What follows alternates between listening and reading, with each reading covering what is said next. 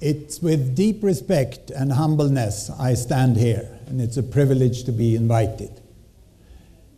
Your Excellencies and High Representatives of international and national organizations, you have done a fantastic work in Afghanistan over the last decade and plus years. When you follow data, you know the enormous success that has been done here.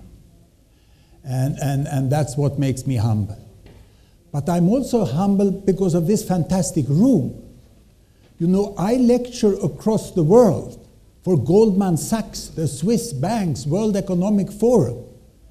And sometimes they are as beautiful flowers as they are here. But I have never, ever in my life been in a lecture hall with so beautiful mats as you have here.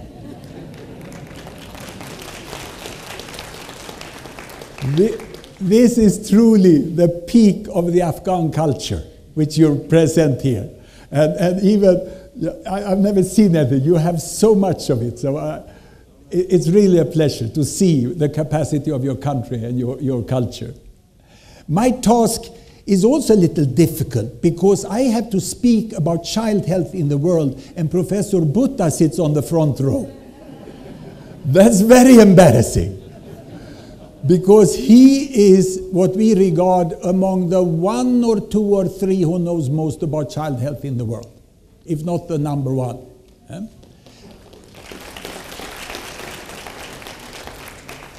So if I would, when I speak in London, I would say that he is Shakespeare and I am Disney.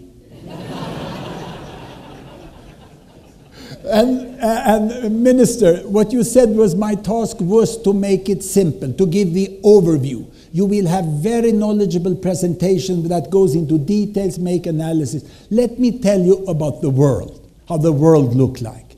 Now, I divide the world like this: America, Africa, Europe, and Asia. And look here, for Europe to have a chance, I decided to take Turkey and let it be part of Europe. Otherwise, Europe is so small. And the whole of Russia also. And we are in the world today, we are 7 billion people. 7 billion people. Where do they live? Where do they live? 1 billion in America, 1 in Europe, 1 in Africa, and 4 in Asia. More than half of the world population live in Asia, in spite of me having cut off parts of Asia as much as I could here. So, what will happen? I would like also to talk about the future, because in demography we know about the future. We know quite well about the future. So to 2050, there will be no more people in Europe, no more people in America, but there will be 1 billion more in Asia. But with that extra billion in Asia, the fast population growth will be over in Asia. May start to decline, may be the same, may increase a little. Also, there will be 1 billion more in Africa. Look here, Asia will increase with 25%, Africa with 100%.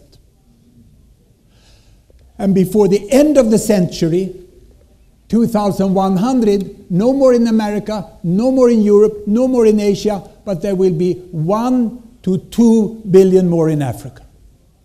This is the world we are moving towards. And this is not so distant. I have a number of grandchildren. In fact, I have 8 grandchildren. And they will live, some of them, I'm sure, will live up to this day. And this means that what I tell the Europeans, look here, what do I tell the Europeans? I tell them, start to be polite to Asians and Africans immediately. Because they will outnumber the Europeans. They will outnumber them. So this is very clear that the world is shifting. If I divide this into North America and West Europe, I can take an area which many call the Western world. I call it the Old West. The Old West will in the future have less than 10% of the world population. Whereas 80% of the world population will be living in Asia and Africa. And look, Afghanistan will be very centrally placed in the world. Due to the sad conflicts, due to the challenges your country has been passing through, it has also been regarded as a country which is sort of off track. It's away, not at all in the future. It will be in the big crossroads. Probably Dubai will be the center of the world. London will be backwater. The Atlantic will be backwaters. And it's interesting that also the economic center of the world is moving back to Asia. 1,000 years ago, the economic center in the world was here. If you took the entire economy of the world, then it moved away, and 1950 it had reached Iceland. That means almost all the economy was up here. Now it has already passed back and it's here. And you will be living, by the end of the century, you will be living very close to the center of people and the center of money. So that means in the long term, there's no discussion that Afghanistan has a fantastic position. And people will pay a lot for your mats. They will pay a lot for your mats and all the other things that you will produce. Now, how can we know this? How can we know this? We know about the future population because of something that has already happened. Look here, the number of children born per woman, babies per woman, sometimes we call it fertility rate, but that's more complicated. I say babies per woman. And 1800, 1900, 2000. This is Europe. Europe didn't fall, the fertility rate didn't fall fast, but it started early. America followed like this, had a baby boom after the Second World War, and Asia then. Well, Paul Ehrlich scared people in America and Europe about Asia. And he launched an ugly concept which was called population explosion and population bomb. I forbid my students to use that term. It's derogative and it names other people's children terrorist bombs. Should never be used. Because what has happened in Asia is this. The fertility rate was indeed high, but it has come down all the way to it. Almost down to 2. 1.6 in China, 2.4 in India. On average, it's down here. And what about Africa? Is something happening? Yes, it is. It's 4.5 and it will go like this. There are only two things we don't know. We don't know really how fast this will come down in the end, and we don't know what level it will be on in the end. We know quite well about population. And this many have missed. In the whole world, last year was the peak number of birth. The number of children in the world have stopped increasing. Now UNICEF may panic when they hear that. But when they think a little more, they will realize at long last, now we can fulfill our mission. And our mission is to get a good life for all children and to get good situation. And this is what families are thinking about when they are spacing their children and perhaps limiting the number until they know they can take care of one more child. And here we are. Of course, some countries it will increase, others it will decrease. But this is very important to know. We know a lot of numbers. The most important number today is perhaps the sad number, which is child mortality in Afghanistan. And I've taken this image from childmortality.org, the United Nations joint page, where you can see these are all, this is 1980, 1990, 2000, 2010. These are all the surveys that have been done in Afghanistan, which gives this average line, how it has been falling, and it has been going down like this. Now what we lack is a survey the very last years. There was an excellent survey done 2010, considering the situation in the country. In relation to the situation in the country, I think that is one of the best surveys of child mortality that has been done, because it was done in such great difficulties.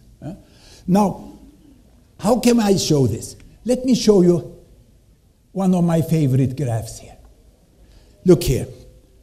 I start in 1800. I'm really going to give you an overview. And what I show here is my beloved bubble graph. Every bubble here is a country. This is China, this is India. The size of the bubble is the population. That one is Afghanistan. Of course, 1800, we had very, very weak data. It's from historical record. It's estimates of historians. But we have tried to do in Gapminder Foundation for educational purpose. We put this together. And what are we showing here? We are showing babies per woman, fertility rate, small families, large families. And here we are showing child mortality. 100, 200, 300, 400, 500 per 1,000 birth. This, the happiest moment in life. This, the saddest moment in life. The two really important things for families, for mothers and fathers. You know, how many children will we have? Will they survive or will we lose them? Look how ugly the world was 1800. All countries were together up here. They had child mortalities. Europe are the yellow ones. This is Europe. This is America. This is Africa. And the red ones here are, the red ones there are Asia. They were all together. Because before the Industrial Revolution, there were no empire or any country who really were better than the others. So what has happened? Let me start the world and let me run this down. How did the countries come down to lower their child mortality, and how did they decrease the family size to what the family could manage in order to have a good life for children? You hear I don't take the word population control in my mouth. I think that's absolutely irrelevant of what we know today. We know that the only thing we need is to enable women and parents together, fathers, to plan when to have children. You know, to delay to have them and to have them in the interval they want and gradually see how many they will have. In just doing that, we will get about 2-child families all over the world. We don't need to push individual families. Governments don't have to go into bedrooms and tell people what to do there. I think governments should stay out of bedrooms. That's a general principle I have. And what happens here? I'll start the world, and you can see how they came down. Here they're coming down. Very, very nicely. You see child mortality is falling, and it's the European countries who are most successful. The rest, according to the estimates we have, they stay up there. They are jumping because these are the times when there were famines, there were wars. It was difficult. We are in 1860, you know. This is Japan, going for little lower fertility rate. This is United States of America coming down here. The red ones here is Australia and New Zealand leading down here. Now India starts to move, China starts to move, the others are moving, and as we understand, Afghanistan was a late mover even at that time, but coming down, that was the great famine in China, and then China came down with family planning, India is following, and now Afghanistan was delaying. But look what you have done in the last years. Did you see? It was just fantastic. Let us zoom in and let us see this more in detail, and we start in 1965. 1965, it looked like this, and we have Afghanistan up there, and I would like to also take Ethiopia is there. How can I know where Ethiopia is? Because if you use graphics, you can remember much more of statistics.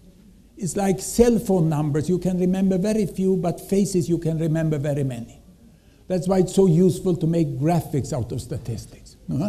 And I also wanted to show Nepal. And if you don't find it exactly, you can find it here. This software is free on the net. You can also download it and carry it yourself.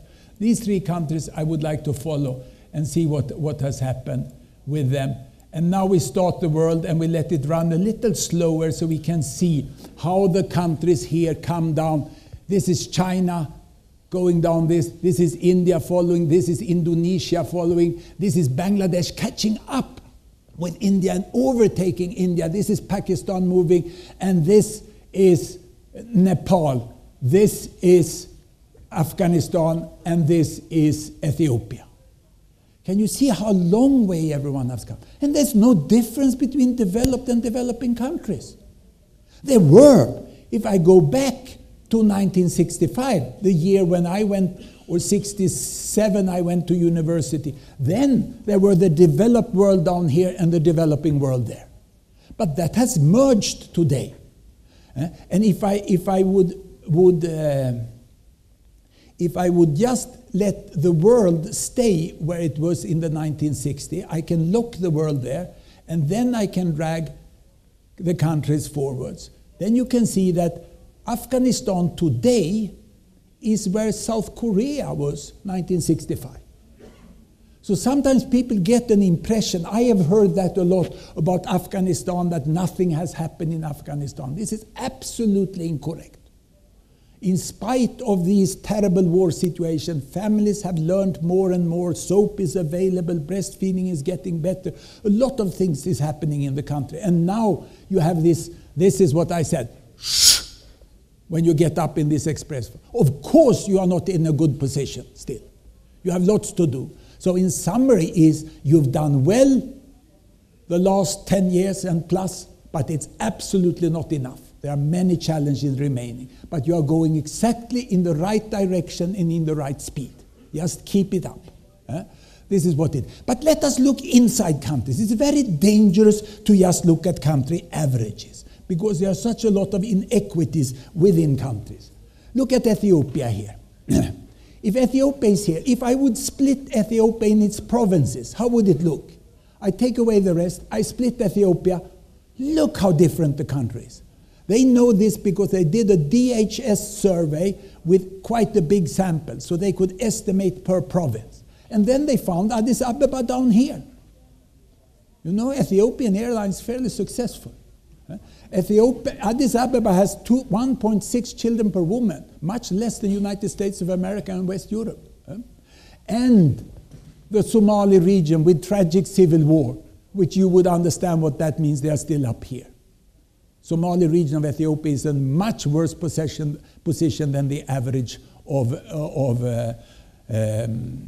Afghanistan. And see what the disparity it is. It's not easy to manage that for a Minister of Health and Health Service. Look at Nepal. Nepal, who has been so amazingly successful. If I split them in income quintile, the highest, the middle, and the lowest, then the highest is like the average of Thailand. The middle, the average of Indonesia, and the lowest is the average of Yemen. I find this quite interesting to understand the country, you know. We look too much, even in these Millennium Development Goals, became too much a focus on the average in the nation.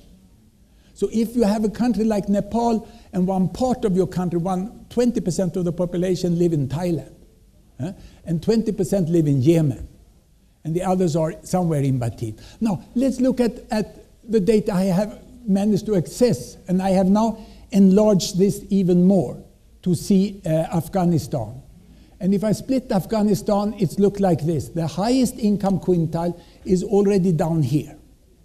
And they are quite low. They have a child mortality of about 50. That means that 20% of the Afghan people live with healthier children than the average of India. And then you have here, and you have 60% live more or less up here. And it's strange that the fertility rate doesn't differ so much in income quintile, but it differs with educational level of women. And I got quite surprised of this. I didn't have time to find any deeper analysis.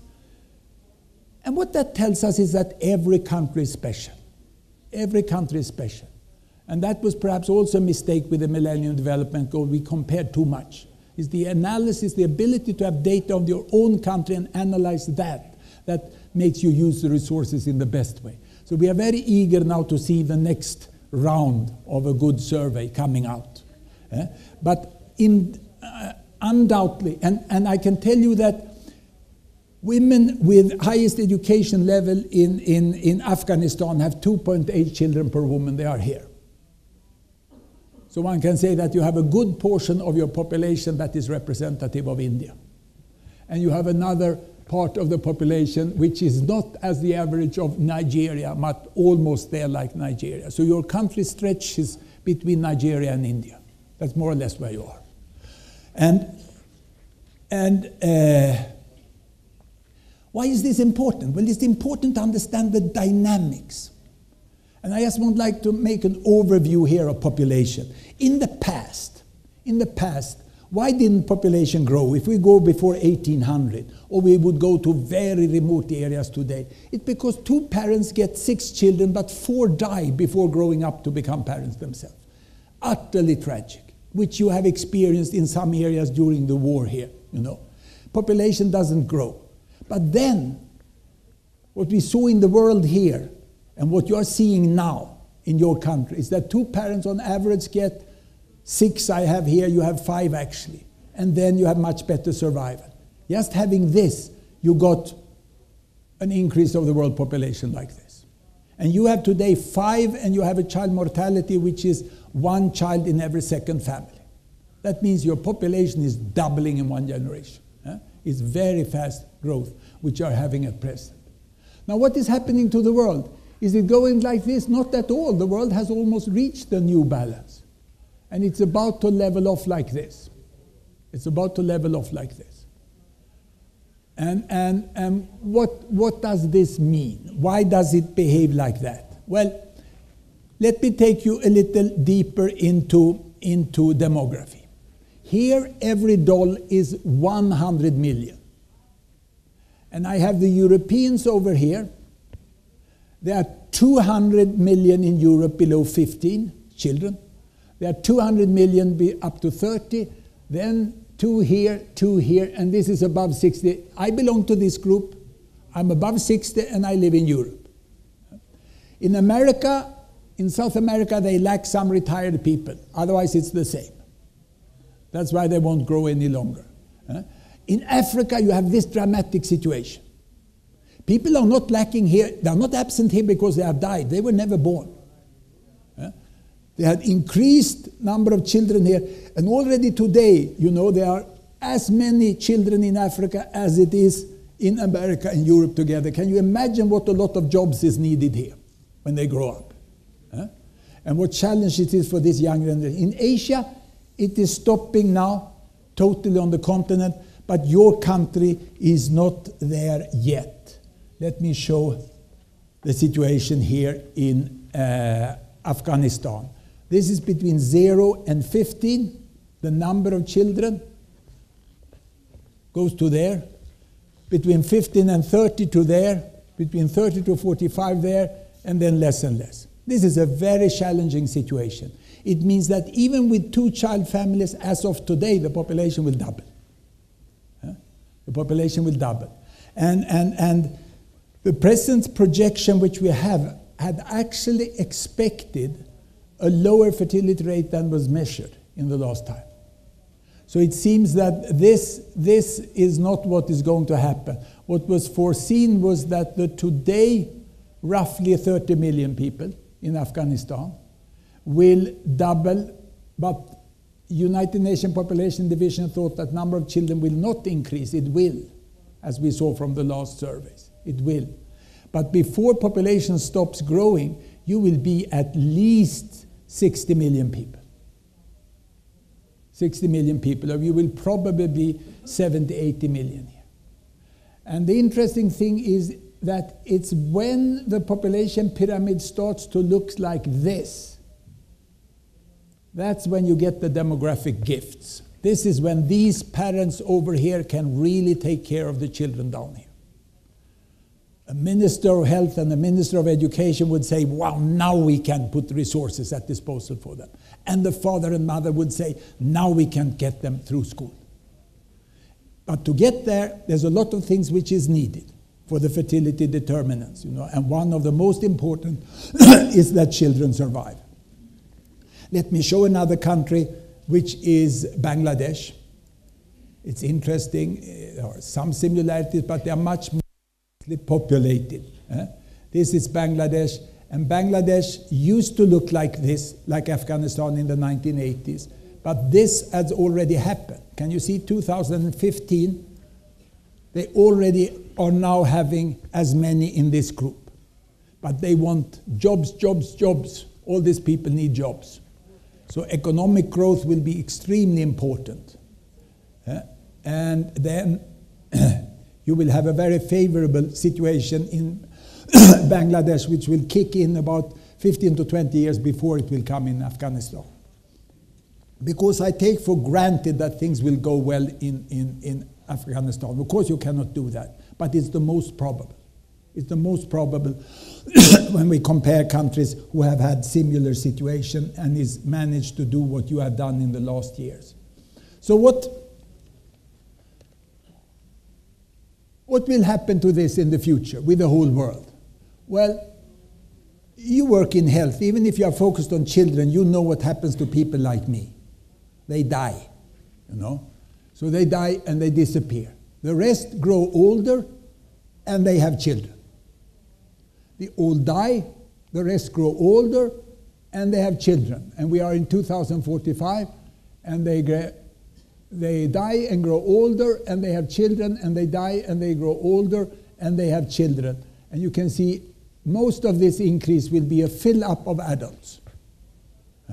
And there will be less children in Asia and more in Africa. This is a prediction. This we don't know for sure.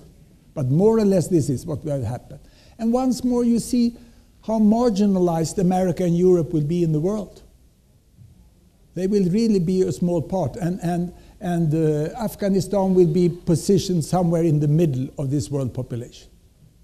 It's very long term. What you are doing now, if you manage to get down this child mortality, if you manage to combat malnutrition so families feel safe about their children, if you manage to provide them with a free choice through contraceptives when they would have their children, what interval they would have, and when they say, now we'll try to have one more child and see if we can afford and manage that, I don't sort of, we don't really believe in that pinpointing to how many children you will have.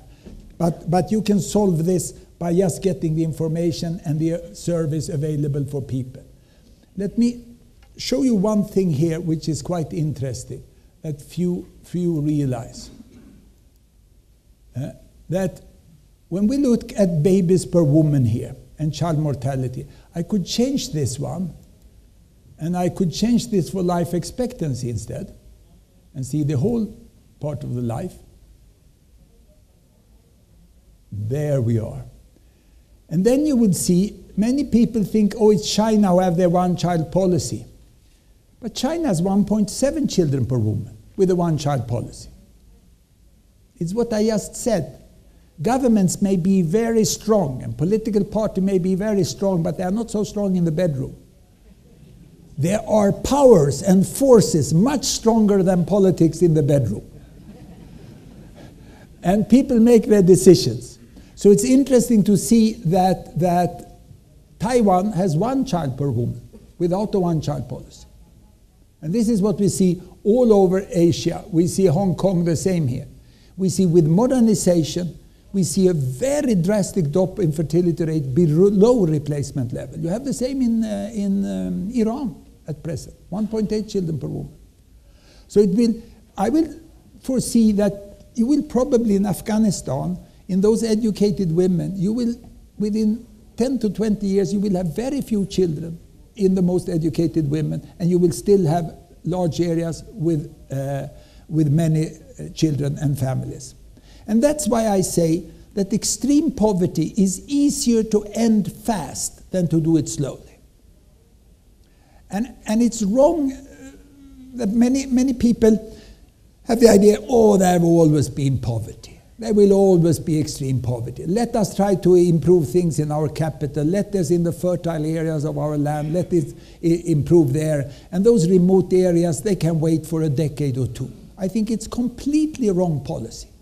Because while you wait providing service for the worst off, their population just increase and increase all the time. Yeah? And you know how that would contribute to fanatism and extremism, you know, when young frustrated men don't have a chance to schooling or jobs in such areas. So you have to go fast. And that I try to explain also in the richest countries for those in charge of development aid. Look, up, there is what I'm going to show you. I want to show you this. Here I have child mortality as I've had before. Now I put money down here. $400, $4,000, $40,000 in purchasing power parity. And here, child mortality. Afghanistan is there.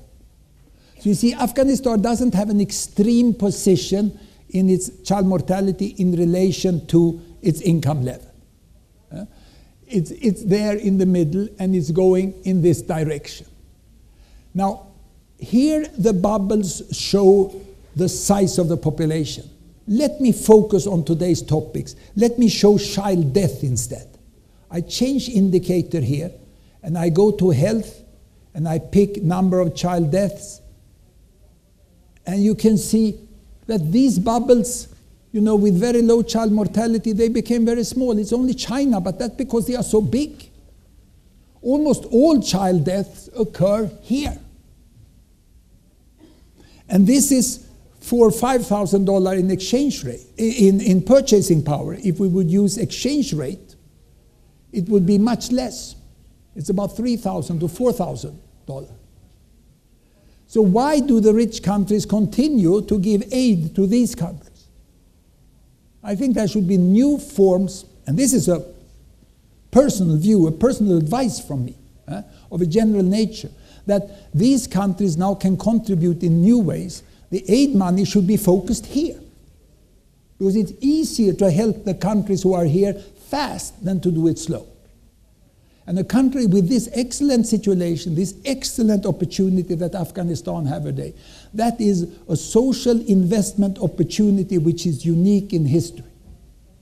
And it's very important that the rich countries don't withdraw the attention now as security, as we hope will improve and improve gradually. And the fact that rich countries don't have their own soldiers here side by the Afghani security forces, that they don't lose interest in the social dimension. That's exactly what should be invested in. And I would like the rich countries to draw a line and say no aid over here. I even have a saying in Sweden that don't give aid to countries that buy Swedish car factories, which China did. Volvo is not a Swedish car any longer, it's a Chinese car. And they invest in Sweden. China is a net exporter of capital. I think there needs to be a new policy for this one. And this is also a challenge for UNICEF to see where they focus. Definitely a focus should be here for the countries up here. And in these countries, it should be for those who are worse off. Now let me go over here and show